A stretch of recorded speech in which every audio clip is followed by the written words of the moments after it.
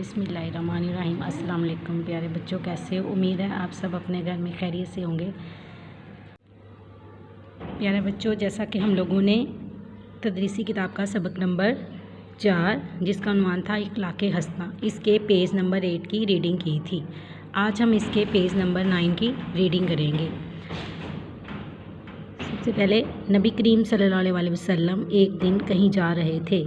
रास्ते में एक बुढ़िया को परेशान बैठे देखा। बुढ़िया के पास सामान की एक गठरी भी थी। आप सल्लल्लाहु अलैहि वसल्लम ने बुढ़िया से पूछा कि बड़ी अम्मा, आप परेशान क्यों हैं और आपको कहाँ जाना है? बुढ़िया ने जवाब दिया, बेटा मुझे घर जाना है, लेकिन गठरी मुझ से उठाई नहीं जाती। हजूर सल्लल्लाहु अलैहि वसल्लम ने सामान की गठरी उठाई और बुढ़िया को इसके घर तक पहुँचा दिया।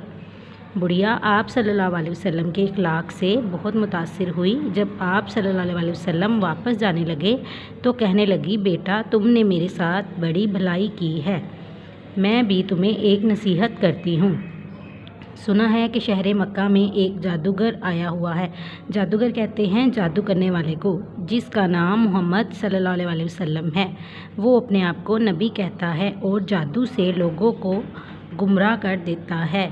ज़रा इससे बच कर रहना। हज़रत मोहम्मद सल्लल्लाहु अलैहि वसल्लम ये सुनकर मुस्कुराए और कहने लगे, बड़ी अम्मा, मैं ही वो मोहम्मद सल्लल्लाहु अलैहि वसल्लम हूँ। बुढ़िया जान गई कि ऐसे अच्छे इखलाक़ वाला शख्स कभी झूठा नहीं हो सकता। चनाचा बुढ़िया फ़ौरन मुसलमान हो गई। हमें भी चाहिए कि अपने प्यारे नबी सल्लल्लाहु अलैहि वसल्लम के बताए हुए रास्ते पर चलें, दूसरों से अच्छे तरीके से पेश आएँ, आपस में लड़ाई झगड़ा ना करें। इससे अल्लाह ताला और इसके रसूल सल्लल्लाहु अलैहि वसल्लम खुश होते हैं।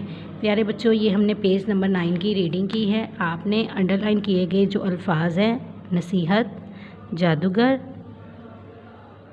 इनको आपने इमला के तौर पर लिखना है। रीडिंग की आप लोगों ने बार बार प्रैक्टिस करनी है और इसको अच्छे से याद करना है।